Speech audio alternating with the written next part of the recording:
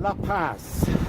The pass is the highest point of road traffic in Tibet. This is the highest plateau in the country. We are 5,100 meters high. In other words, 5,500 feet.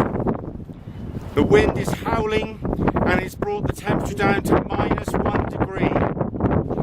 And you might ask, why is the world so high in some places? Well, in this case, we have two tectonic plates meeting. One coming from India, one coming up from Australia. And tectonic plates, if you can imagine a hard-boiled egg that's been beaten with a teaspoon, it's called cracks all over the shell. Imagine that is the Earth's surface. And underneath you've got the molten magma, the boiling rock that is making the plates move up and down and colliding.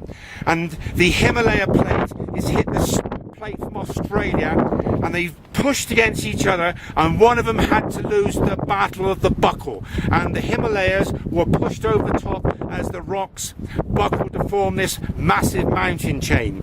And the Himalayas are rising slightly every year. The temperature is -1 degree. It's November the 12th, 2013, and at this height we've had to acclimatise.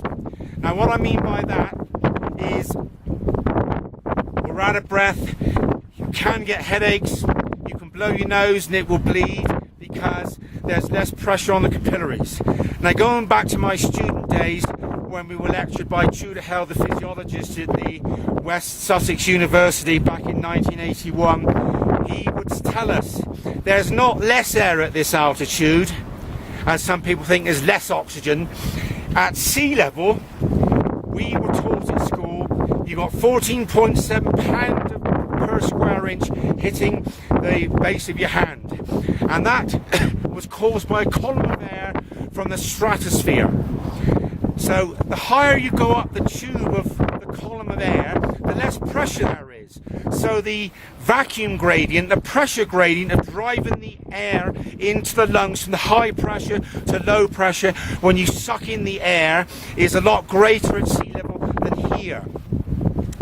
And I also learnt at teacher training college to acclimatise.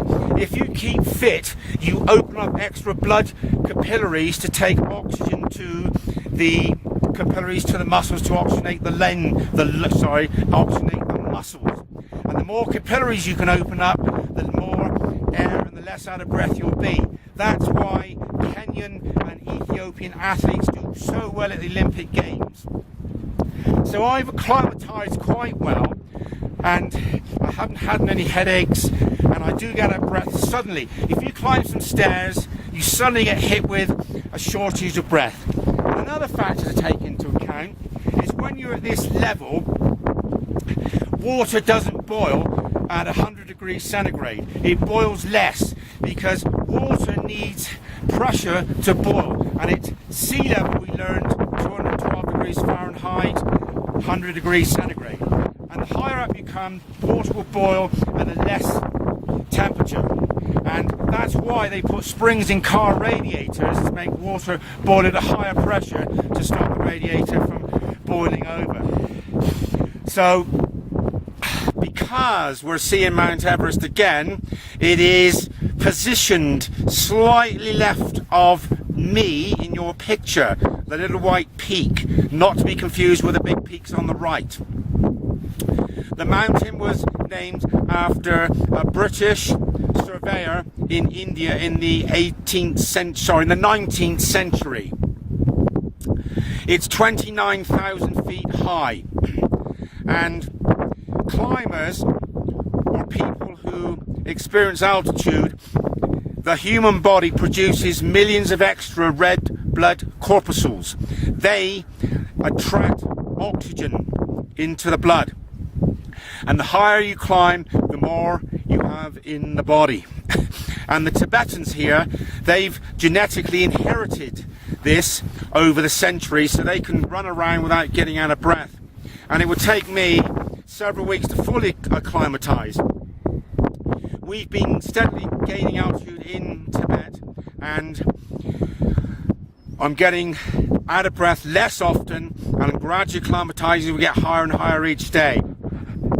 Mountaineers will climb, and they will climb high and sleep low. In other words, they'll reach the maximum peak for that day and they'll descend to sleep at a lower altitude, so they will be able to gain height as they acclimatize.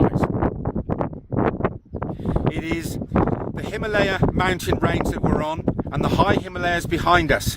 Tibet has, with Nepal, most of the world's highest peaks, and the floodwaters on the Himalayas melt and feed the rivers like the Ganges, providing fresh water to nearly half of the world's population.